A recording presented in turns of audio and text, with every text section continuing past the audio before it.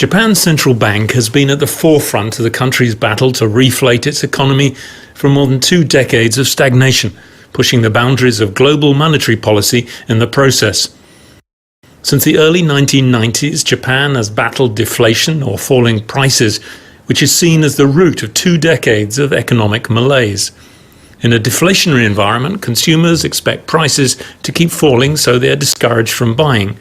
To entice the buyers, producers tend to keep cutting prices, which reduces their profits and requires them to find cost savings. This can lead to reduced wages and investment, which drags on the wider economy.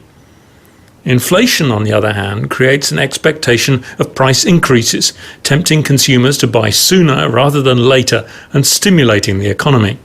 After his election in 2013, Prime Minister Shinzo Abe introduced a new approach to kick-starting the economy, known as Abenomics, a policy defined by 3 arrows: monetary easing, fiscal spending, and economic reforms.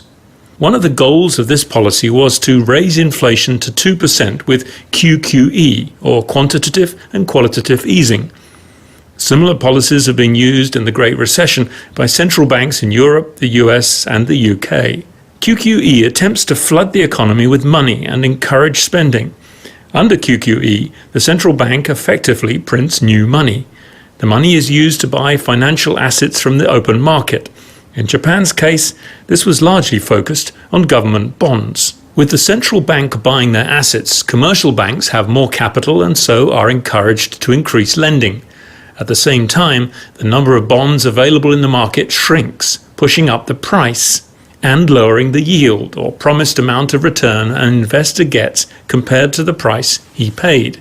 So higher prices mean lower yields, and lower yields cut the cost of borrowing, so commercial banks can lower the interest rates they charge, which policymakers hope will increase loan demand, consumption, and stimulate the economy. But this hasn't quite worked in Japan's case. In early 2016, the BOJ imposed a negative interest rate, charging banks 0.1% for some of the spare cash they deposited with the central bank overnight. The BOJ hoped that by doing that, banks would be more willing instead to lend the money. But still, there wasn't a high demand for the cash in the economy. The BOJ then added another tactic to spur inflation and growth: yield curve control. Bond yields are affected by their maturity. Usually, the longer the maturity of a bond, the higher the yield will be. The line that tracks the yield of different maturities is known as the yield curve. Since QQE began, the yields of long-term bonds have been gradually pushed lower, leaving the gap with short-term extremely narrow. This is known as a flat yield curve.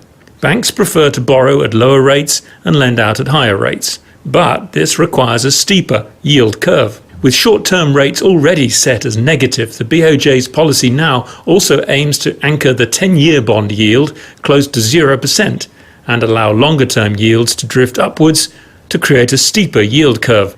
The BOJ will use its dominant position in Japan's bond market to anchor the 10-year yield around 0. If it buys more, yields will fall, and less buying will let yields drift up. This yield curve will allow banks to feel more confident about issuing loans to boost their profits, which in turn will help stimulate the economy. It remains to be seen if the BOJ's experiment in monetary policy can, at long last, generate the sustainable and healthy inflation the economy needs.